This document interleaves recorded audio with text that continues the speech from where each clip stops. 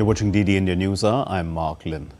Now, on October 7th, 2023, Israel saw an attack which could not be defined in words: raw, heinous, barbaric.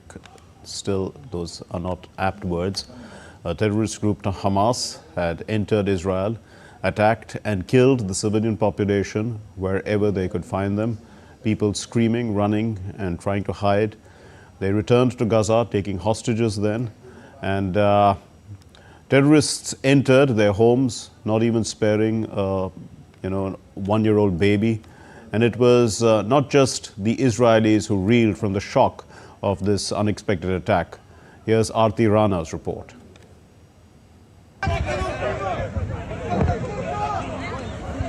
October 7th, 2023 will always be remembered for one of the world's deadliest terror attacks. On that day, Hamas terrorists stormed across the border from Gaza into Israel in what would become the worst attack in the country's history. At the end of the Jewish holiday of Sukkot, the terrorists launched their assault by land, air, and sea. They had actually managed to penetrate what was always thought to be a fortress with ease. A year later, the confirmed death toll from the attack, including hostages killed in captivity, has reached 1,205 on the Israeli side.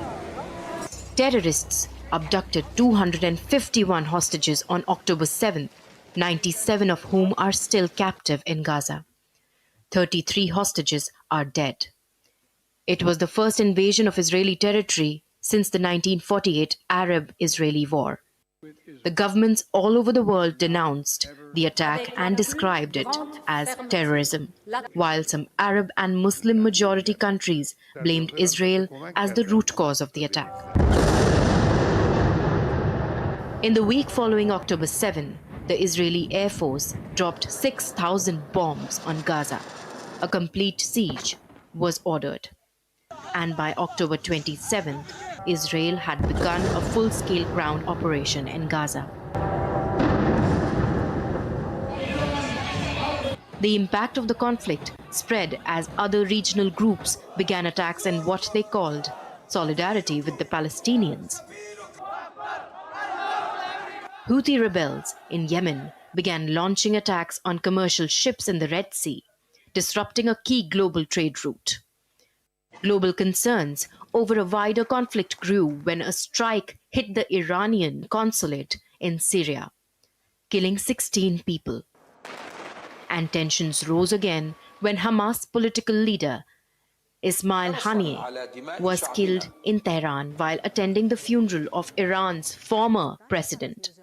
By the middle of September, Israel declared a new goal of the war: to return roughly 60,000 Israeli citizens displaced due to Hezbollah rockets in the northern part of the country. Days later, a coordinated attack on Hezbollah pagers and walkie-talkies across Lebanon killed 37 and injured nearly 3,000. Bombings and air strikes across Lebanon followed, killing hundreds, including Hezbollah leader Hassan Nasrallah. Iran retaliated to the killing of Nasrallah by firing hundreds of missiles into Israel. On the eve of the first anniversary of October 7th, Israeli air attacks have battered Beirut's southern suburbs in the most intense bombardment of the Lebanese capital in years. It's a year since Hamas launched an attack on Israel, catapulting the region into a war and a humanitarian crisis that threatens to engulf the region. The families of hostages have been demanding a ceasefire. The conflict is expanding, and with it, any chance of peace appears to be dwindling. Aarti Rana, DD India.